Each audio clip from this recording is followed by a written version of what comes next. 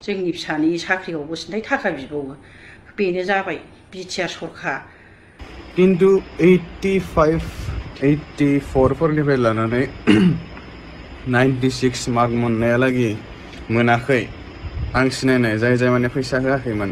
हेल' लोगोफोर फैलायबाय नोंथांमोननि गेजेराव माखासे बाथ्राफोर लानानै आरोना नोंथांमोना बयबो नुखादों खोनादों जानो हागौ दिनै बिटिसिनि बिटिआरनि साख्रि होनायनि सायाव बे बाथ्राखौ लाबोनाय जादों आं दिनै नोंथांमोना इन्ट्र नायनानै मिथिखाबाय जानांगौ आरोना एसेब्लाबो दिनै जाख्ल'नाय गैयै मोनसे गोथार सरकार इउपिपिएल सरकार होननानै जों खोनानो मोन्दोंमोन आरोना खुगायाव बाथ्रायाव राकेश ब्रह्म बिथाङानो बुंमोन इउपिपिएलआ मोनसे गोथार राजखान्थि हान्जा राजखान्थि हान्जाया मालाबाबो गोथार जानो हाया दि दिनै जों नुबाय ना गावसोरनो इउपिपिएलनि सासे गोख्रों मावथि आइजो दिनै गावनि गथ'आ एग्जामाव मोजाङै पास जादोंमोन इन्टारभिउआव मोजाङै पास जादोंमोन नाथाय 9 लाख रां होनो हायिनि थाखाय साख्रिखौ मोननो हायाखिसै ना गावनि मानसियानो गावनि पार्टिनि मानसियानो दिनै बिब्दि रां बिनानै साख्रि मोनाखैब्ला आरो गुबुनफ्रा मोनगोननि मा चान्स मोनहोगोन साफा सानै मानसिनो होथिगोन बिसोरो गावसोर जे साख्रि होबाय बे बाथ्राखौ दिन्थिनो थाखाय आरोना नाथाय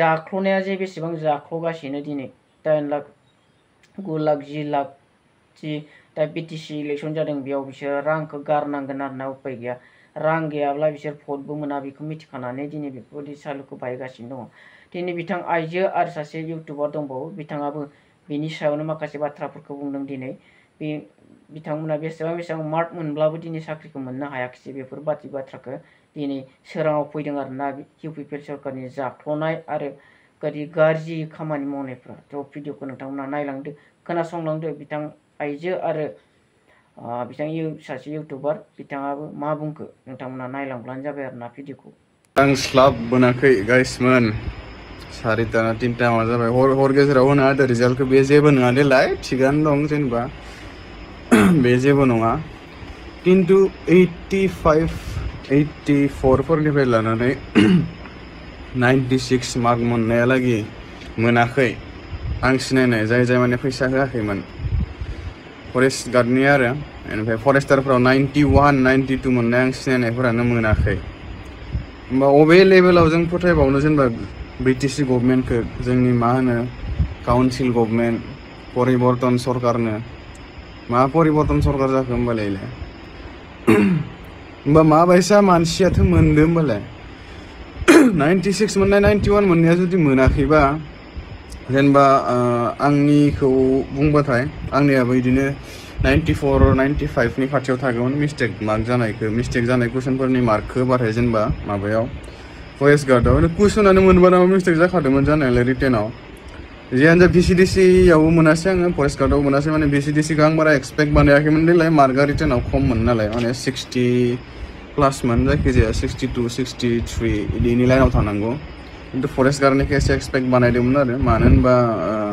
गोबाङानो हादों होनदोंबाबो 90+ बिदि मोनाखै बहुदानो सोरबा मोनदोंबाबोथ' जेनेबा 94 96 फोरावथ' मोननांगौमोन ना माबोरै थालांखो माने ट्रान्सपारेन्सिखौ इसोर होनो हाया माने रिटेनाव इखिनि मोनदो बेनिफ्राय भाइभायाव इखिनि होनानै मेरिटआव ओंखारबाय बेबायदि माने ट्रान्सपारेन्सि होनो हायाखै इसोर जेनेबा बिटिसि गभर्नमेन्टआ बेनोलायनो कारापसन खालामाखैनो परिबर्तन सरकारलायनो आरो होबावनो नोंसोरो भट होबावनो परिबर्तन सरकार नांगौ नोंसोरनो एबारनिफ्राय माने एकदम सियर जाखाबाय आं मिन्थिना मोनखाबाय जोंनि ग्रासरुट लेभेलाव बे बिटिसिआव जाय गभर्नमेन्ट फैया माने एकदम कारापसना दंखायो थाखाथारो फैसा नङाबानो सोलिया आं जेब्ला प्राइभेट स्कुलाव मावना दंमोन बे स्कुलनि माबानि थाखाय रेजिस्ट्रेसननि थाखाय दानियाथ' डाइस्कट नांगौना रेजिस्ट्रेसन नांगौना बेनि थाखाय आं खारथिंदोंमोन दै बे ब्लक लेभेलनिफ्राय लाना डिस्ट्रिक्ट लेभेलसिम फैसा होआबा फाइलखौनो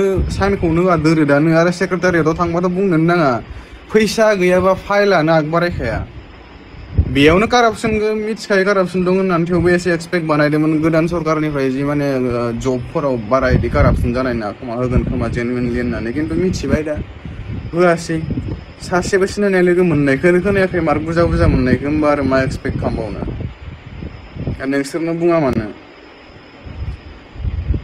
माने इदि माने दुखुथ' जायाखै थालांनायनि खिन्थु बुस्थुफोरखौ होनदो आरो इबायसा माने एसे एक्सपेक्ट खालामदोंमोन आरो जेनेबा कारापसन गैयि जागोन मागोन होननानै खिन्थु दा जि नुदों माने जि मोनथिदों कारापसनाथ' जाखादो 100%।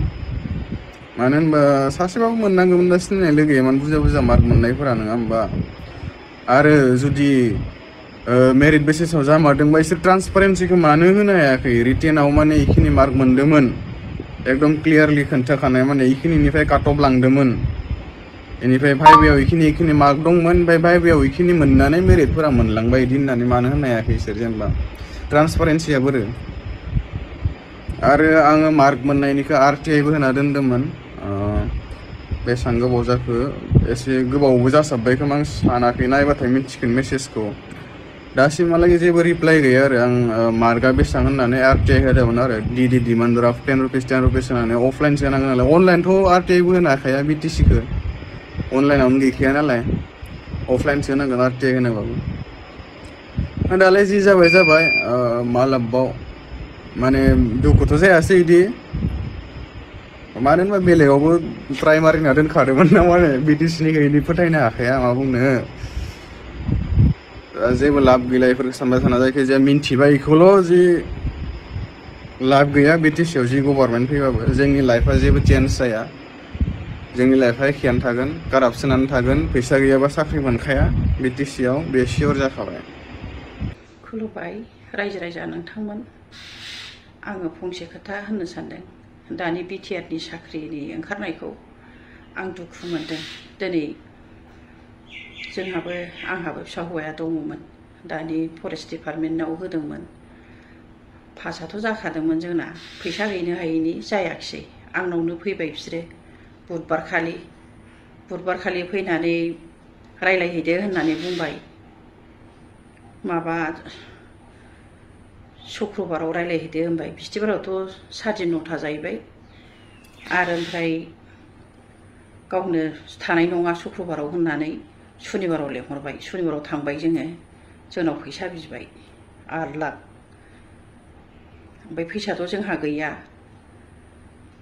मा खालामनो, मालायहा होलांबाय 8 लाख। ओमफ्राय जों एथ' खस्थ' मावबोनायजों आङो कुसुगाव समस्तियाव आङो प्रेसिडेन्ट जाबोदोंमोन। आं बे समाव उकिल मुसाहारि सारा देरहाबोबाय, आंनो गामि साब्रै कालेक्सन खालामनानै बयबो देरहाजोब्बाय। बे समाव दोहौ जाबाय, गिलु फालु दोहौ जाबोदों, देरहादोंबो जोंनि कुसुगाव समस्तियाव। जोंनो कालेक्सन खालामजोबनानै रम्फाजों आंजों इसे मोजां देरहादोंमोन। दा जोंखौनो नायफिना, जोंनि फिसानि साख्रियावबो सिन्थाय थाखा बिबावो। बेनो जाबाय BTR सरखार होननाया, BTRआ मोजां होननाया बेनो, परिबर्तना बेनो नामा? गैयिफ्रा थाखाखौ होनो हायाबा माजों साख्रि मोननो? बे माहाजोनफ्राल' थाखा गोनांफ्राल' होनानै लाथोंसै। जोङो गुवाहाटियाव कर्टआवसो केस हैनांसिगौ, होनबासो बुजिसिगौमोन। थाइसेबो नाङा होनलाय, आं होनबाय आंनो नाङा, मालाया होदोंबाबो आं होआ, आं खस्थ' मोनबोनाय मानसि होनबाय आङो। मानिया बे सारा। दाना होनबाय बियो, प्रमद सारनावसो सोंनांसिगोन नोंनिया बिदिबालायसो जाबावबाय आंखौ। होमबा प्रमद साराबो लिंक दंखायो नामा थाखा लानायावलाय? आं बिराद दुखु मोनदों। बेनो परिबर्तना थाइसेबो फैसा नाङा होननाया, 5 फैसाबो नाङा ओरै मोनगोन होननाया, दासो गासिबो 8 लाख 9 लाख थाखा लानायासो गासिबो साख्रिया मोनजोब्बाय। जोंनि एरियायावथ' गैया सासेल'नो हिनजाव, मालाय बेबो मोनबाय। बेनो जाबाय परिबर्तना। सोर थानो गोसो जाबावनांगौ बाहाय? बेबायदिबा इसे मोजां लिडार दंमोन जोंहा, जोंखौथ' नायसननांगौमोन ना। जों सोर दुखु मोना जानो? आंबो एथ' खस्थ' लाबोनाय, गारि गह्रा सालायनानै इलेक्सनावबो आङो 18 बार गारि लांदोंमोन आङो। एखमबा 1800, एखमबा 2000 लादों, बिनि फैसाखौबो मोनाखै आं। इलेक्सनाव आङो 80-90 हाजार गारदों आंनो। फिसाया दाबो रायगासिनो आंखौ, मिथिदों बोरो माने जेबो मोना होननानै रायो। एसे एनै मोनबाय हनै, बेबो लोमा।